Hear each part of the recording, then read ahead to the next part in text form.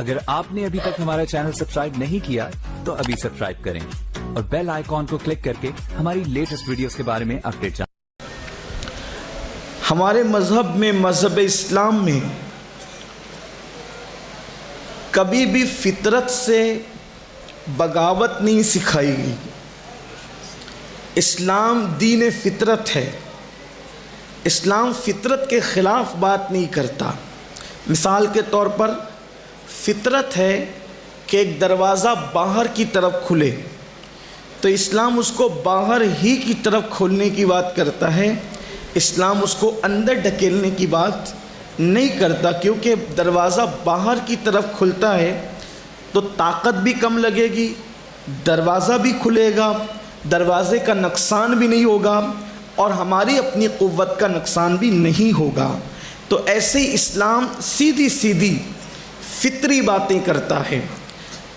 یہ اللہ نے انسان کو دو قسم کی بھوک عطا کی ہے فطرت میں، ایک اس کے پیٹ کی بھوک ہے، ایک اس کے نفس کی بھوک ہے۔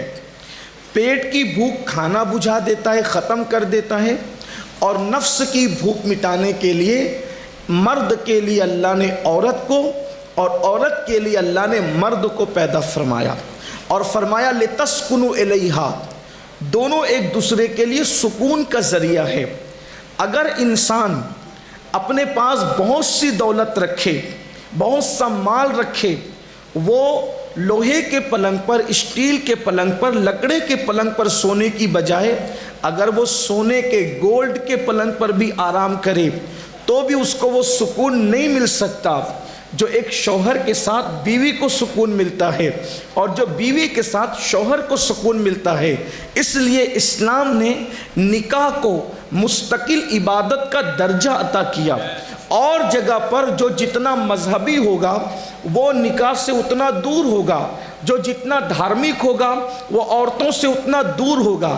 جیسے عیسائی مذہب کو دیکھ لیں، ان کے جو بڑے بڑے راہب ہیں، بڑے بڑے پادری ہیں، بڑے بڑے پوپ ہیں، یعنی جو ان کے مذہبی رہنما ہیں، وہ نکاح سے دور ہے، وہ نکاح نہیں کرتے۔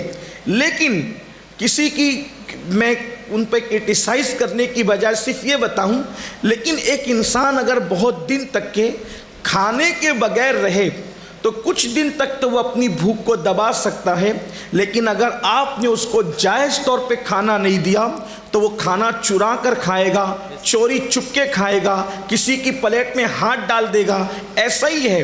تو جو لوگ عورتوں سے دور رہتے ہیں اور وہ دور رہ نہیں سکتے تو پھر ان کو جب حلال راستہ نہیں ملتا تو وہ حرام کی طرف جاتے ہیں، وہ زنا کے اڈوں کی طرف جاتے ہیں، وہ بدی کی طرف جاتے ہیں، وہ بدکاری کی طرف جاتے ہیں۔ مگر اسلام میں ایسا نہیں ہے۔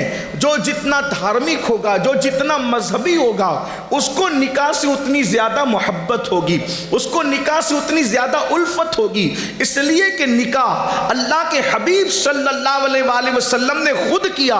حضور سے پہلے جتنے انبیاء کرام آئے ان سب نبیوں نے بھی نکاح کیا، انبیاء کرام نے سب کے سب نے نکاح کیا سوائے ایک نبی حضرت عیسیٰ علیہ السلام کے۔ لیکن عیسیٰ علیہ السلام نے نکاح نہیں کیا، مگر وہ بھی ابھی آسمانوں پر ہے اور قیامت کے قریب جب زمین پر آئیں گے تو وہ بھی نکاح فرمائیں گے، اور اللہ تبارک و تعالیٰ کے حکم سے جب وہ نکاح کریں گے، مطلب کوئی نبی ایسا نہیں جو نکاح نہ کرے، ہر نبی نے نکاح کیا۔ اسی لیے نکاح کو ہمارے یہاں مستقل عبادت کا درجہ عطا کر دیا گیا ہے۔ اور پھر نکاح کرنے پر فضیلت کیا ہے؟ اللہ کے حبیب صلی اللہ علیہ وآلہ وسلم فرماتے ہیں، اللہ اکبر، کہ نکاح کرو، نکاح کرنے سے آدھا ایمان محفوظ ہو جاتا ہے اور آدھے ایمان کے بارے میں اللہ سے ڈرتے رہو۔ پھر فرمایا نکاح کرو کیونکہ نکاح تمہاری آنکھوں میں حیا پیدا کرتا ہے، تمہاری آنکھوں میں حیا پیدا کرتا ہے، نگاہوں کو نیچی کر دیتا ہے۔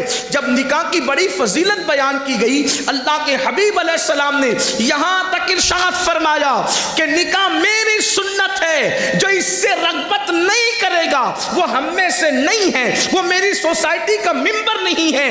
تو کچھ غریب صحابہ تھے جن کے پاس مال نہیں تھا، جن کے پاس دولت نہیں تھی، انہوں نے عرض کیا یا رسول اللہ صلی اللہ علیہ وآلہ وسلم ہم نکاح کرنے کی طاقت نہیں رکھتے کیونکہ ہمارے پاس مال نہیں ہے, ہمارے پاس دولت نہیں ہے, تو ہم نکاح کریں گے تو رکھیں گے کہاں, اسی طریقے سے بیوی کا خرچہ کیسے پورا کریں گے. لیکن یہ اپنے نبی کی شان ہے, لوگ مسئلے سن کر کے جواب بدل دیتے ہیں, مگر قربان جائیں اپنے نبی پر. جب میرے آقا نے سنا کہ یا رسول اللہ غریبی ہے, غربت ہے, ہم نکاح کیسے کریں, تو میرے آقا نے ارشاد فرمایا نکاح کرو, نکاح کرنے کی برکت سے اللہ تم کو مالا مال فرما دے گا. نکاح کی وجہ سے تم دولت مند ہو جاؤ گے, نکاح کی وجہ سے تم مالدار ہو جاؤ گے. اللہ اکبر. یعنی نکاح سے ایمان بھی محفوظ ہو رہا ہے, نکاح کی وجہ سے آبرو بھی محفوظ ہو رہی ہے, نکاح کی وجہ سے نگاہوں کے اندر حیا بھی پیدا ہو رہی ہے, نکاح کی وجہ سے اولاد میں برکت بھی ہو رہی ہے, نکاح کی وجہ سے پاک دامنی بھی نصیب ہو رہی ہے, نکاح کی وجہ سے دولت بھی مل رہی ہے. اسی لیے فرمایا نکاح کرو. اور اللہ کے حبیب علیہ السلام نے یہ بھی فرمایا جلدی نکاح کرو, نکاح کرنے میں دیر مت کرو. اس لیے کہ آج کل کے کچھ ماں باپ ایسے بھی ہیں جو اپنی اولاد کے نکاح میں زبردستی تاخیر کرتے ہیں, زبردستی دیر کرتے ہیں, جبکہ اللہ کے حبیب مصطفیٰ کریم رؤوف الرحیم صلی اللہ علیہ وآلہ وسلم نے ارشاد فرمایا کہ 3 چیزوں میں دیر نہیں کرنا. اللہ کے حبیب علیہ السلام فرماتے ہیں 3 چیزوں میں دیر نہیں کرنا. نمبر 1, جب نماز کا وقت آ جائے تو نماز پڑھنے میں دیر نہیں کرنا.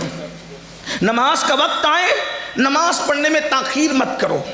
حضور نے نماز میں دیر کرنے سے منع فرمایا, لیکن بڑی معذرت کے ساتھ یہ قوم پڑھتی ہے رسول اللہ کا کلمہ اور چلتی اپنی طبیعت پر. لوگ اپنی طبیعت پر چل رہے ہیں. اس وقت تو پوری دنیا میں جو تباہی کا ماحول ہے, جو بربادی کا ماحول ہے, مسلمانوں پر جو برا وقت ہے, وجہ صرف مسلمانوں کے کرتوت ہیں. اگر میری بات کا برا لگے جام نگر والوں معاف کرنا, لیکن حالات جو ہمارے خلاف پوری دنیا میں بگڑے ہیں, پوری دنیا میں صرف اس کے ذمہ دار ہم ہیں. حالانکہ جو آپ پر ظلم کر رہے ہیں ہم ان کی تائید نہیں کرتے, کبھی نہیں کرتے, نہ کرتے ہیں نہ کر سکتے ہیں, لیکن ہم اپنے اعمال بھی تو دیکھیں. میرا اللہ قرآن میں فرماتا ہے وَمَا أَصَابَكُم مِّن مُّصِيبَةٍ فَبِمَا كَسَبَتْ أَيْدِيكُمْ, کہ تم پر جو بھی مصیبت آتی ہے وہ تمہارے اعمال کی وجہ سے ہے.